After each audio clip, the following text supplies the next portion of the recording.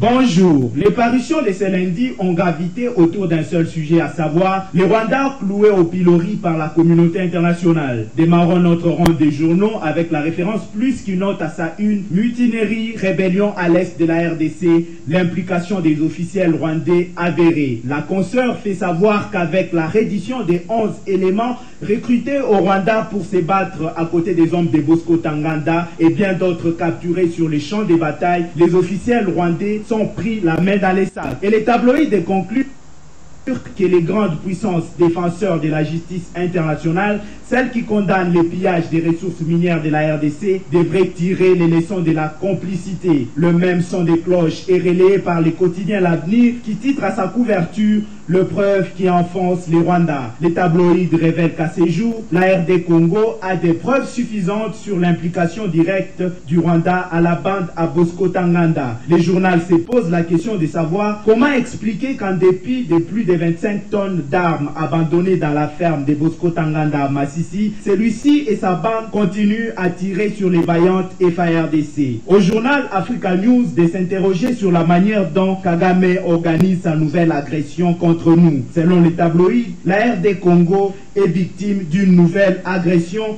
dont les vrais commanditaires sont à Kigali. Les conclusions du rapport tripartite Kinshasa-Kigali, MONUSCO, et celui des experts de l'ONU déployés à l'est de la RD Congo et à l'ouest du Rwanda ne laissent aucun doute. Se fondant sur un rapport des Nations Unies sur la guerre du Nord Kivu, les FARC s'exclament RDC, péril en la demeure. Les confrères annoncent qu'une dépêche des Reuters datée du 22 juin 2012 est publiée à partir de Dakar, fait état de l'existence d'un rapport ficelé par des experts des Nations Unies contenant des preuves accablantes de l'implication du ministre de la Défense et de plusieurs officiers supérieurs rwandais dans la guerre du Nord Kivu. Pour terminer avec les dossiers Est, lisons La Prospérité qui s'est penchée pour sa part sur la catastrophe humanitaire signée M23. La consoeur a réservé sa manchette à Bunagana où 9 villages sont privés d'eau.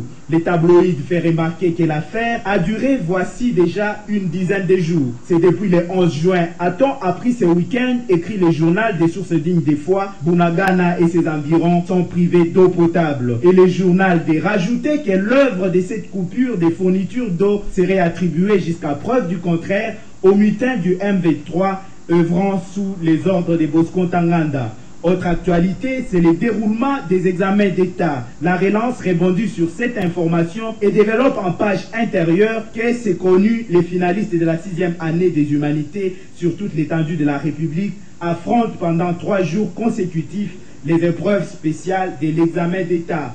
Bouclons avec les moniteurs qui braquent ses projecteurs sur un grand complot qui se précise contre John Numbi. D'après le journal, la République démocratique du Congo est en train de prendre un virage pas le moindre, celui de la refondation de la République pour devenir réellement un état de droit. Pour y parvenir, il faut recourir aux normes définies de la Constitution, c'est-à-dire la séparation des pouvoirs et le respect des lois. C'est à ces services que le général John Numbi est soumis depuis 2 ans. Ainsi prend fin cette revue de presse. Merci de votre sympathique attention.